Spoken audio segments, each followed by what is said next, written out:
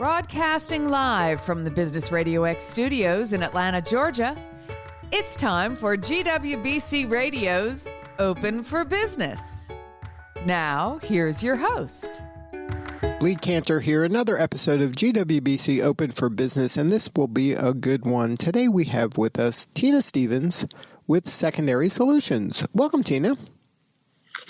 Welcome. I'm looking forward to talking to you. Well, before we get too far into things, tell us about Secondary Solutions. How are you serving folks?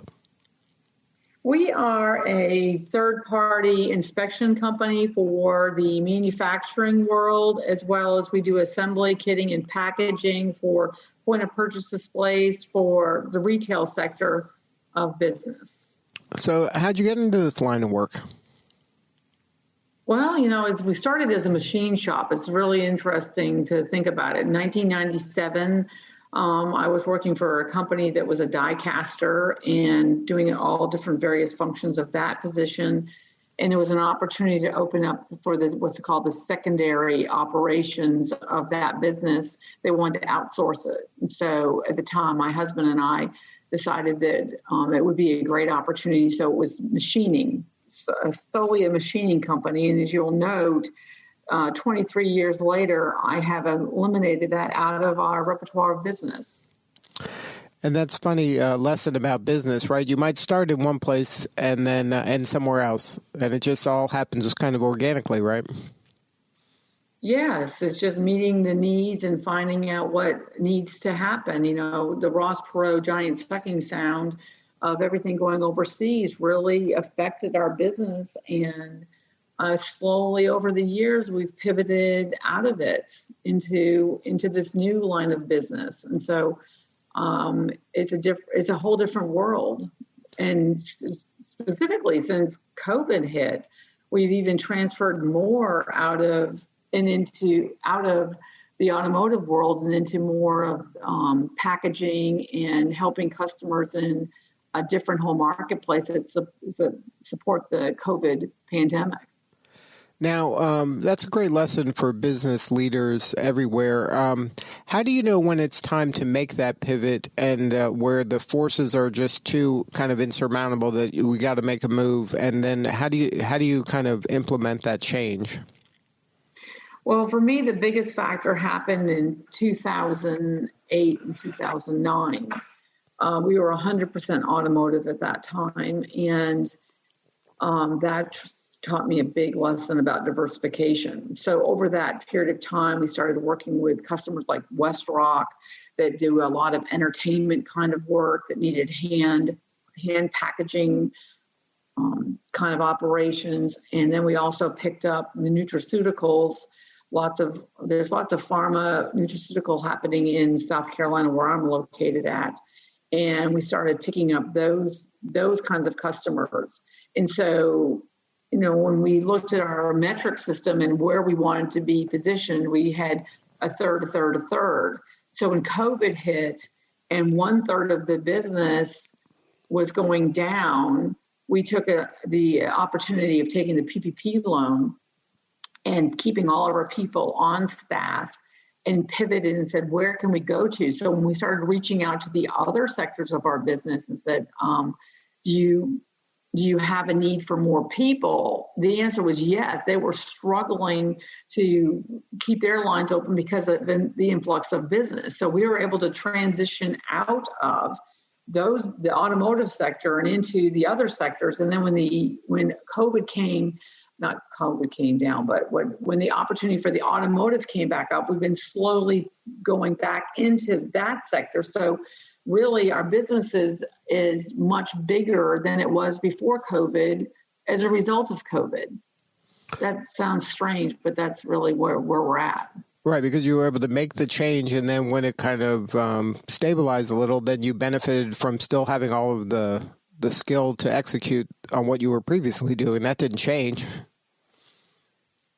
Yeah, I was really happy because that PPP loan really gave us the advantage of being able to keep our skilled people on staff. So they were prepared to be able to go back into the marketplace the second that we had the opening and could pivot them. So in that 3 to 6 week period of time, we were able to transition everybody into another job until the other jobs came up available. And then we've been adding people.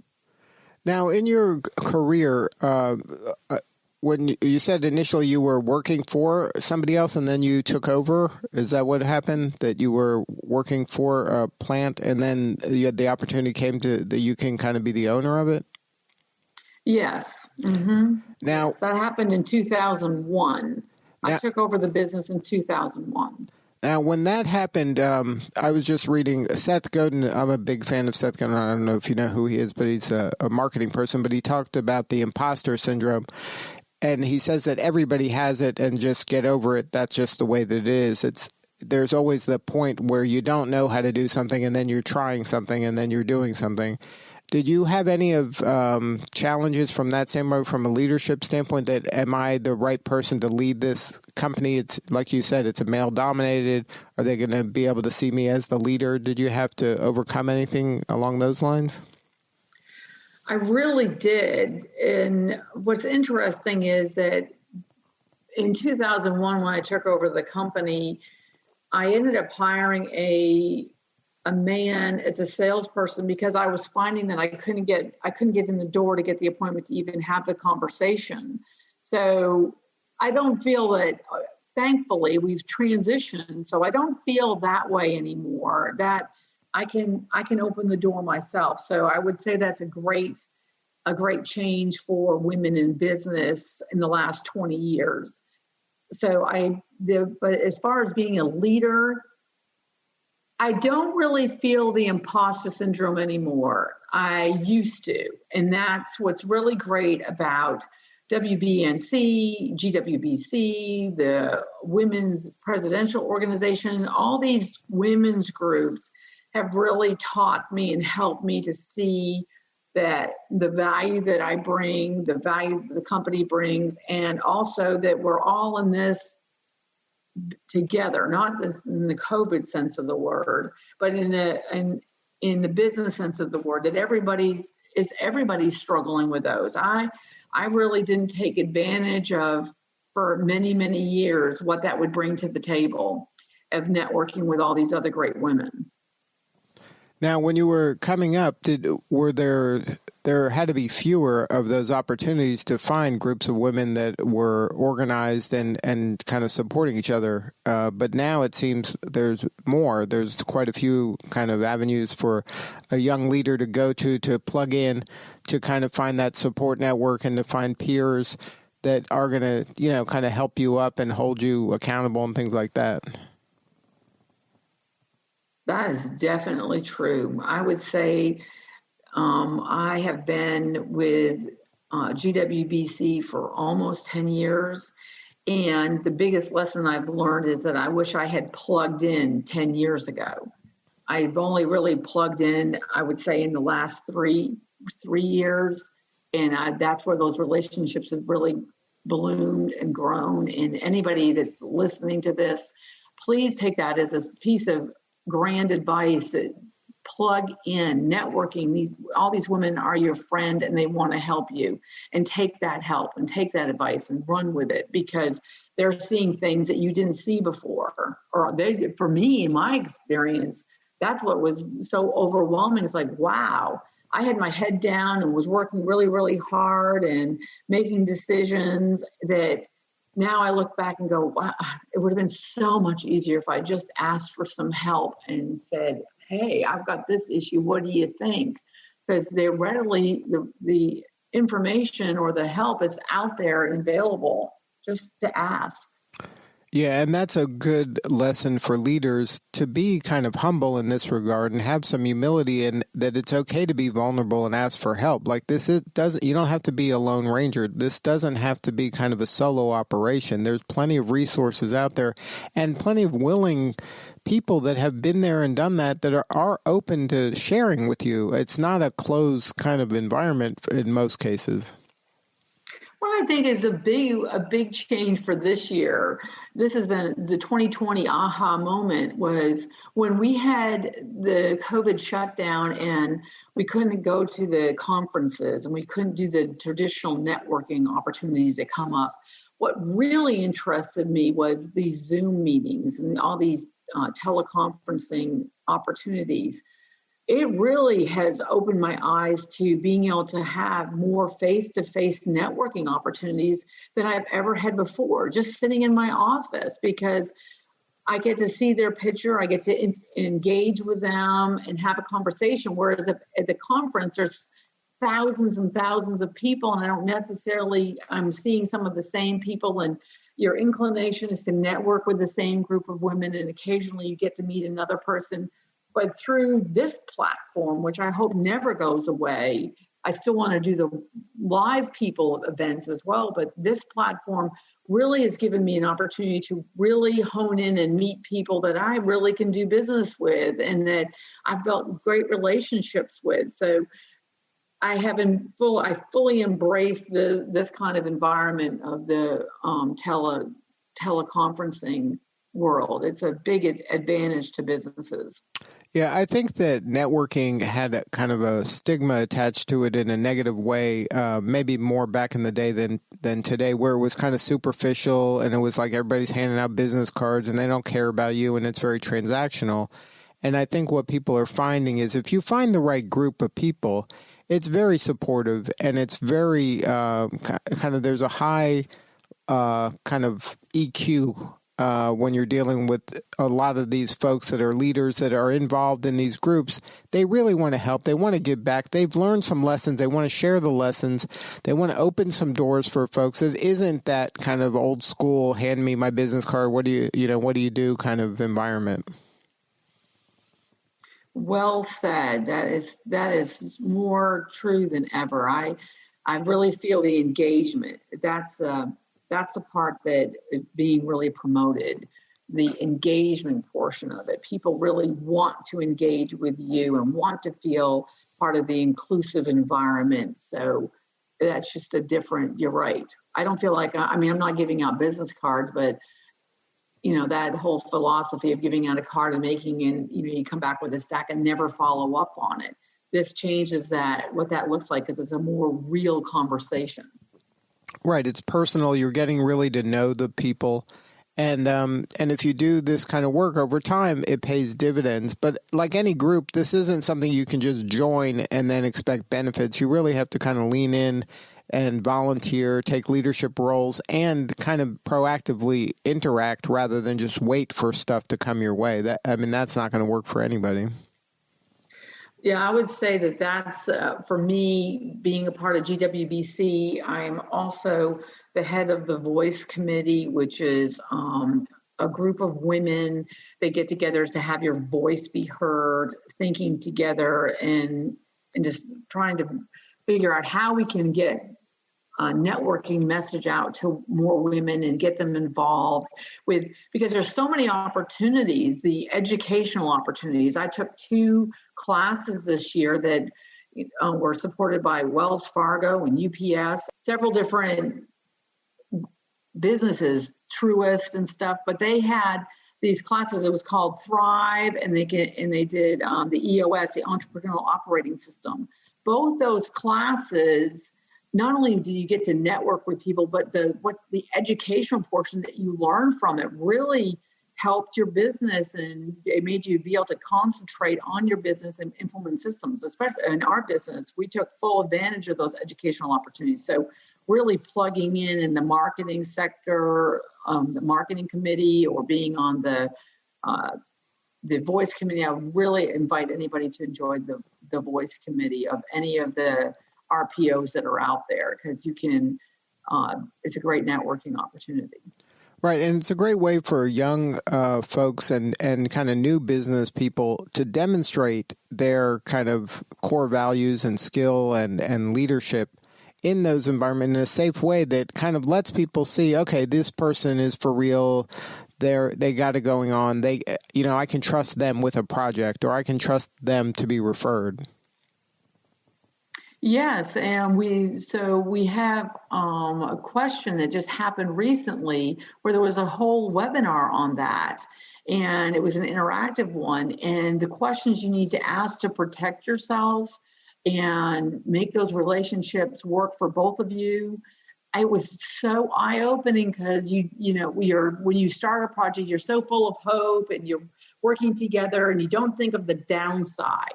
So having that educational opportunity to look at that made me realize, okay, yeah, so we need to look at this. And I thought it was interesting. And she said, you really need to think about it as getting a divorce when you start doing business with other companies so that worst case scenario and work your way back from that. I thought, that's so true. Get everything down and ready. Get it all out. Get all your questions, all the concerns that you have about doing business with somebody else out on the table so that you can have a good relationship to start with. And if something goes wrong, what's your 1, 2, 3? You're gonna handle it. How are you going to handle it? And I thought that was very intuitive.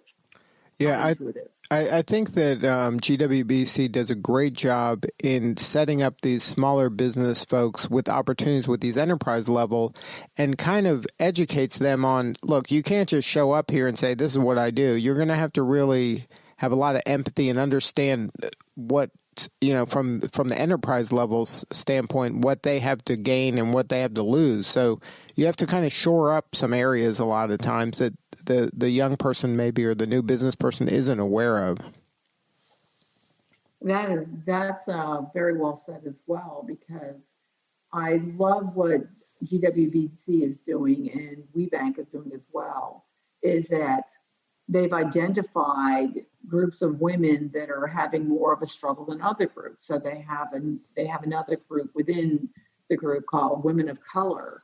And I'm very excited to see that program coming to fruition and seeing the excitement and the level, because lots of businesses fail because they don't have all the knowledge and the expertise coming into it. So the mentor protege program that they have within GWBC is another way to work with a corporate, help them. They can help you build that relationship and get those questions and get those soft skills and hard skills that you need in order to be competitive and withstand all that's coming at you, make your business be successful. Right. And those kind of relationships, that can catapult your company from one level to 5 levels higher if you kind of listen and kind of let them help you. That is so important. That really is so important, and not be, because at the end of the day, all these people, men and women, are trying to be successful. And I will say that I have not run into really anybody in my recent past here that hasn't given me something to think about that could help my business, or give me a hand up, or make an introduction, or give me a thoughtful idea that I hadn't seen it, because they're looking at my business 10,000 feet out. So always being open to that, I think, is the most important thing to move your business forward.